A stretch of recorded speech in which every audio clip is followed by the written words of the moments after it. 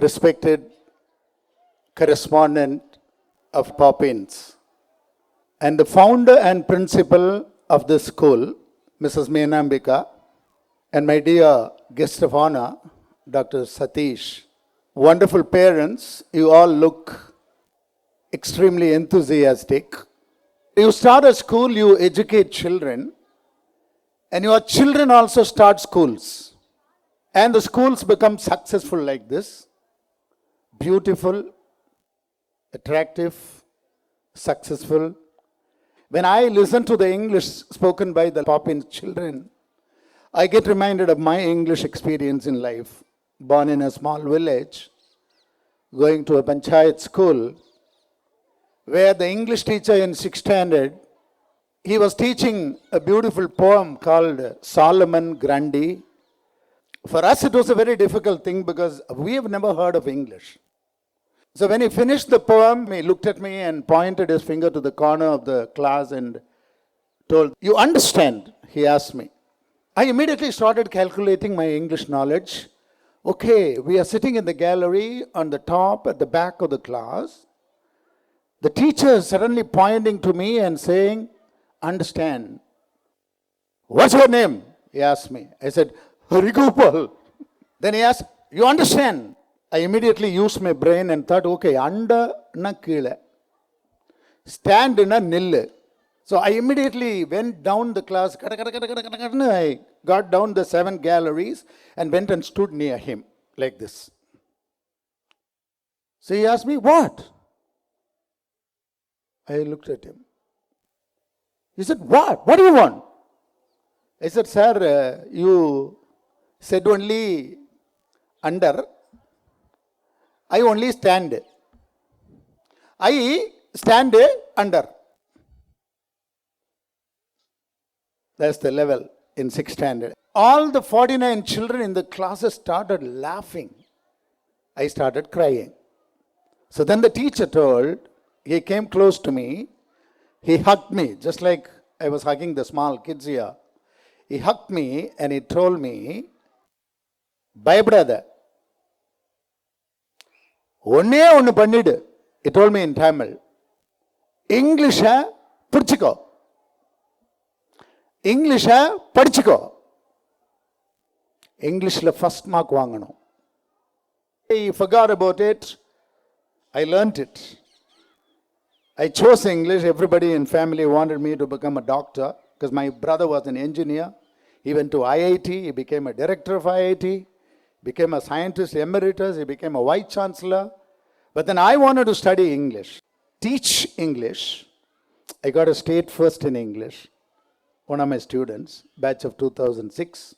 When I came to teach, it was another experience. Started a school with 18 children.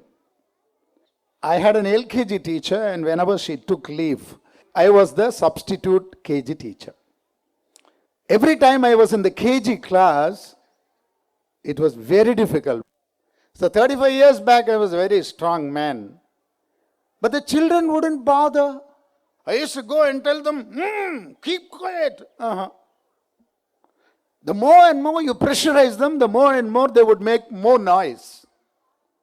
And then I made a trick. I tried several things. It was entertaining. The most powerful weapon with which I was able to control the children every time I worked as a KG teacher was through songs. I taught one nursery rhyme to all the small children called "Old MacDonald Had a Farm." There were some 18, 20 children. So Old MacDonald had a farm. E-I-E-I-O. The E-I-E-I-O was the biggest secret. Because when I say Old MacDonald had a farm, I made all the children say E-I-E-I-O. Fun. And more fun than that was, additional fun was, and on his farm he had some cats. What was that? Meow, meow. Meow, meow was everybody was silent. And on his farm, he had some cows. What did he say? A meh here, a meh there, here a mow, there a mow, everywhere a mow. Nobody made any noise. Now, present generation is from a totally different background. Children don't have to rely on the teacher. In fact, a KG child is able to correct the pronunciation of a teacher. Ma'am belongs to the former generation. She has learnt English wrongly. But the present generation child is learning English through YouTube. And when a first standard child speaks, it speaks better than the fifth standard teacher. So in such a situation, how can a school become outstanding? Give much more importance to music, dramatic theater, art theater. Whatever is in them, some would be happy to dance, some would be happy to sing, some can even tell stories better than the teachers. So the storytelling, the dramatic theater, the art theater, and then the musical corner and sports. Utmost importance to sports.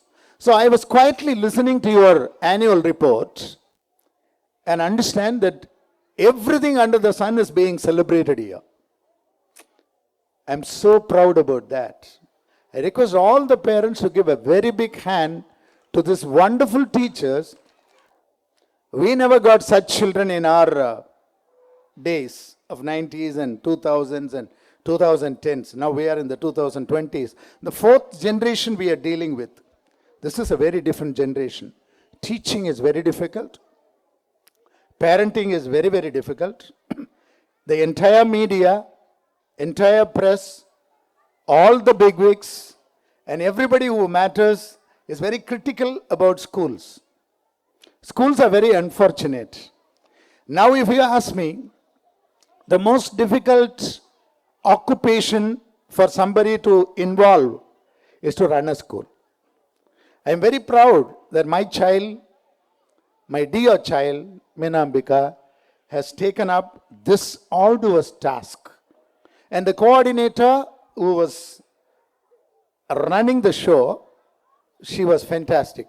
Very, very enthusiastic. So the team is good. The parents are very good. So I know that every one of you sitting here, except the grandparents, are like my own children. I love you very much.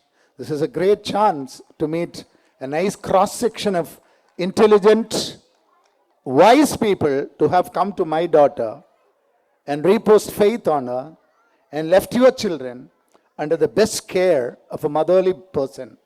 And this correspondent, though I have moved with him for a short time, I understand that he has got a large heart. He will bring a lot of resources and make the school wonderful. I pray and I dream that this Poppins will one day become even a university. Thank you very much.